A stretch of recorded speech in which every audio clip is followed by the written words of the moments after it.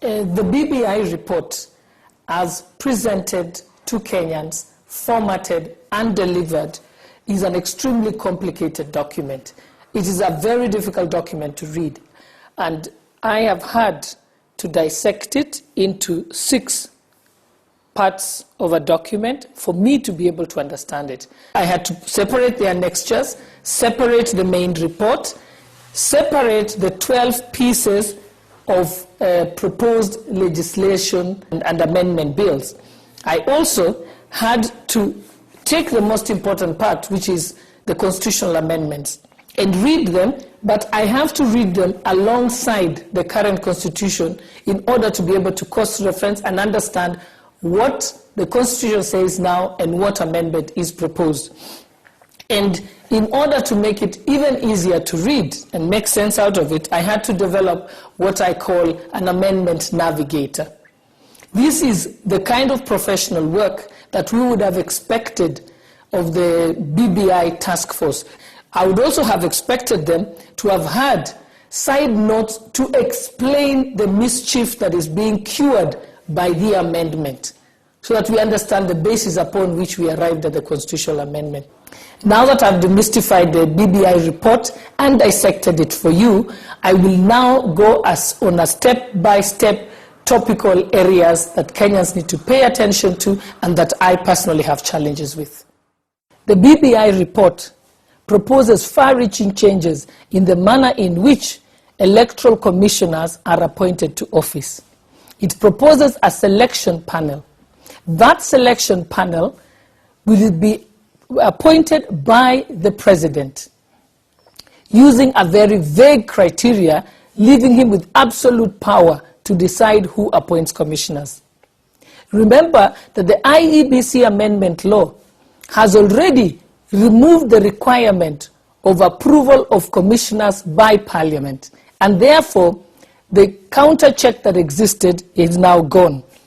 The same selection panel has been given the power to revet the current IEBC commissioners, even though their term is not over, and even though they had already been vetted.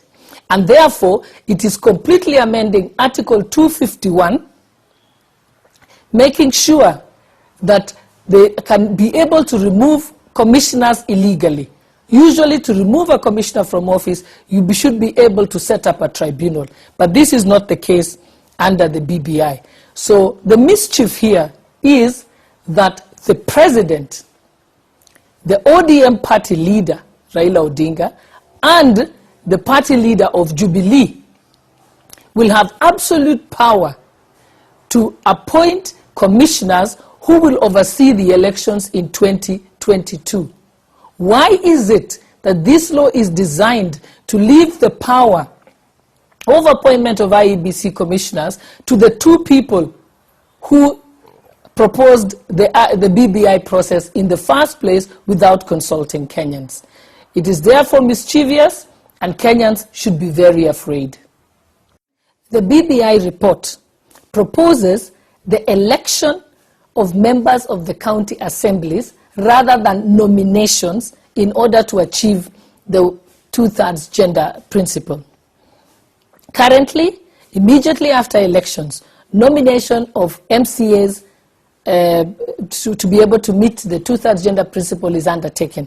The BBI report proposes it in this manner. And I'll use the example of Nairobi County so that one may be able to understand. Nairobi County has 85 wards. Assuming that Nairobi County elects 74 men and 11 women, it will mean that there is a shortfall of 26 women. The BBI report proposes that immediately after the general election, there shall be a subsequent election to elect women in order to meet the 2/3 gender principle. This is it is inefficient, it is expensive, and also it will mean that the county assemblies shall come to a standstill and not be able to operate immediately after the general elections as they wait for the subsequent elections. The BBI report does not inform us the manner in which the wards that the women shall be elected from shall be selected. It does not give us a criteria. It will also mean that instead of serving Kenyans immediately after elections, the county assemblies shall have to be at a standstill and wait for the subsequent elections to happen. That format or suggestion by BBI makes no sense to anyone at all. It is counterproductive, it is expensive, and it is only sowing seeds of total havoc and confusion at our counties after the election. The proponents of BBI have suggested that they take away the guaranteed women seats in the National Assembly and move them all to the Senate. That is besides the point completely. The issue was not just to have women in parliament to sit there as flower girls. It was intended that women's voices and views can be heard across the decision-making table in government. Therefore, we require women in the National Assembly. The National Assembly deals with oversight of the executive, appointments, and legislation making. Are you saying that the voices of women on legislation making shall be absent if you move all of us to the Senate? And not only do we want women in the National Assembly and in the Senate, we want women as chairpersons of state corporations. They must meet the one-third gender principle, directors of state corporations, as cabinet ministers, as CASs, and as PSs, and even as senior persons within the universities. So we need women voices across the decision-making table. It's not about putting women in one corner and then tell them you should now be satisfied and you have space. And now we're not just talking, and this is about right to equality and human rights, and we're not talking about women only. We also need to have a minimum number of persons representing people with disabilities, representing the youth, representing marginalized communities and minorities across the decision-making table. So this is not just about women. It's about the right to equality and human rights and representation across every sphere of government programs in the country. The BBI report completely closed back on all the gains that the women of Kenya had been able to achieve in the 2010 Constitution. Under the current Constitution, the guaranteed women seats in the National Assembly is 53. Under the proposed BBI, there is only a guarantee of 35 seats, and therefore the women of Kenya are losing, and they should not be fooled that there is any gains for women in the BBI report. There is also some other mischief. The proposal by BBI is to increase the number of nominated members of parliament from 12, as currently set in the Constitution, to 70. The worry that Kenyans should have is that, going by recent events at the Senate, where the nominated members of parliament, certain nominated members of the Senate, were forced to take a certain position and vote in favor of removing Susan Kihika, Senator Murkomen, and Senator Kindiki. Therefore, bringing in a huge number of nominated members of parliament into the National Assembly is to ensure that they can control the National Assembly.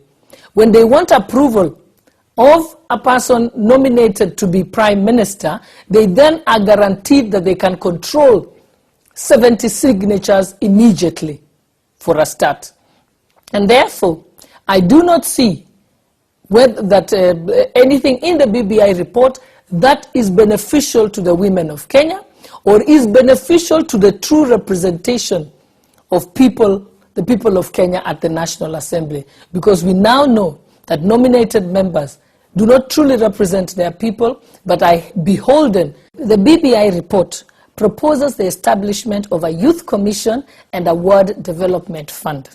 It goes on to say that in order for the ward development fund and the youth commission to be established, the parliament shall pass legislation, enacting legislation to put the youth commission and the ward development fund in place. Unfortunately, the BBI report does not give a specific timeline within which that legislation must be enacted by Parliament. It only gives what they are calling suggested timeline. And neither does it give any consequences or any action that can be taken should Parliament fail to pass that legislation. Currently, under the Constitution, any laws under the 5th schedule that are required to be passed have a specific timeline, and if Parliament fails to enact that legislation, there is specific action that can be taken, and that there is consequences where Parliament can be dissolved. If the proponents of BBI truly committed to setting up a Ward Development Fund and committed to setting up a Youth Commission, then there should be consequences should Parliament fail to pass this legislation. These two items, the Ward Development Fund and the Youth Commission, are very good things for Kenyans, but they are using that to hoodwink us. There is no clear commitment that this legislation will be enacted within a specific time frame. So Kenyans, be aware of being hoodwinked. The BBI report is being presented to Kenyans as if it is one good document that is going to change positively the lives of Kenyans. But that is not true. There are two BBIs. There is the Mwana Siasa BBI and there is the Mwana Inchi BBI. The Mwana Siasa BBI, which is the real BBI that is being fronted, is about creating the positions of Prime Minister, Deputy Prime Ministers, extra cabinet secretaries. It is also the Mwana Siasa BBI is about having unilateral power over IEBC. It is about taking away the independence of the judiciary. That is the real BBI. The Mwana Inchi BBI, which they are trying to bring to the fore and use it to blind us, is the one that talks about a grace period for HELB loans for young people. It talks about tax holidays for young people and young businesses. It talks about prompt payment of persons who have delivered goods to the government. It's got the Health Commission, the Ward Development Fund. That is the Mwana Inchi BBI that they're trying to sell to us. But this Mwana Inchi BBI is all those goodies in the Mwana Inchi BBI is intended to escort the Mwana Siasa BBI, which is the real project and intention that they have. Remember that all those goodies in the Mwana Inchi BBI are capable of being implemented through legislative amendments, legislative changes, and administrative action by the government.